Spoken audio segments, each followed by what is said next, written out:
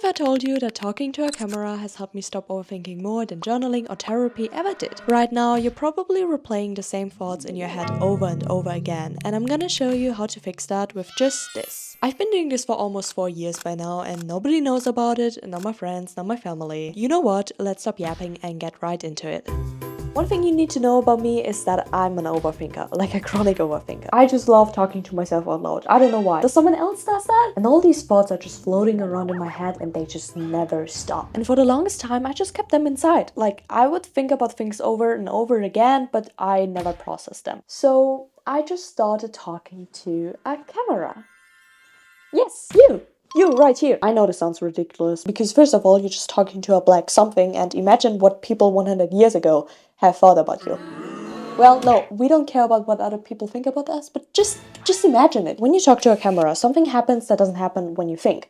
Because most of the time when you think, your thoughts are like just so messy. Like they're all over the place and you just jump from one to another. But when you talk, when you speak out loud, you have to structure your thoughts. Like your brain has to slow down and make sense of what you're trying to say. It's so different from just thinking or journaling because when you're in your head, you can lie to yourself. But when you're talking to a camera, you can't do that, right? Like, yeah, okay, possibly you can, but I'm always imagining that I'm talking to a friend and the friend needs to get the full story. You can't just skip things. You need to tell them everything, that they understand your viewpoint and then create an opinion out of it. Honestly, sometimes I'm watching myself back and I'm thinking, girl, what are you even talking about? I see myself going on and on about something. For example, you notice how unimportant that thing you're thinking about actually is, or that it's out of your control and you should move on. Because when you're watching yourself back, it kind of creates distance between you and the problem. It feels like, this is not me.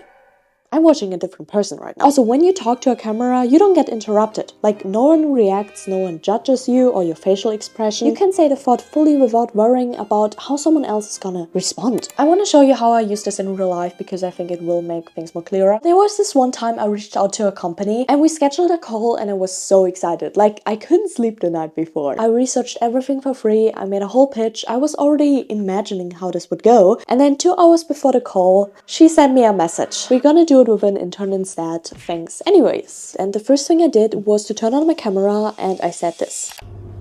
So what I want to talk about today is rejection. And then I was just talking to myself about how this happens to everyone, how it doesn't mean I failed, how the more no's I get, the closer I am to a yes. And when I stopped, I didn't feel as sad as I was feeling before. It was more like that fine sadness. Like, I was still sad, but I was fine with it, so I was fine sad. See, I've been in this very toxic relationship with a frog, and because of that I've been doing this a lot recently. The goal was to build a screen time blocker where your addictive apps are held hostage behind a strawberry paywall. You do your tasks, you earn fruit, you buy your Instagram time.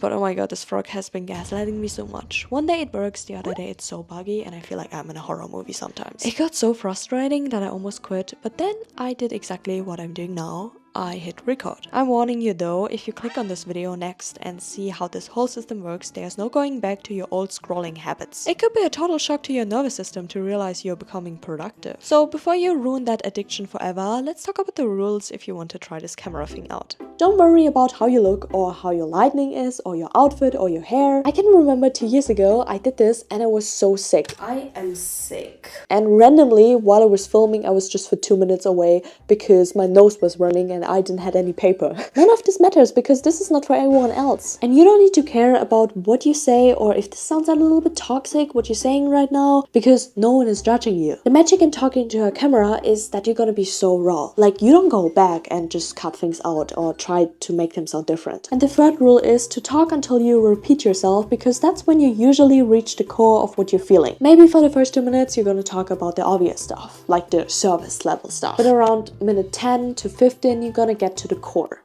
I don't know if it's called core, but let's just call it core. That's when you get to what you're feeling underneath, so don't stop too early. I'm not gonna lie, there have been times where I've cried on camera, and those are the hardest videos to watch back, but also the most valuable ones because I can see exactly where I was at my lowest, and that gives me so much hope when I'm struggling again because I'm like, hey, I've been there before and I got through it. It kind of sounds a little bit depressing right now, but as I said, I also use it for happy things. When I hit an achievement or when something good happens. For example, at the beginning of the year, I showed my vision board to myself on camera, and then throughout the year, I would check in and be like, hey, I achieved that, I achieved that.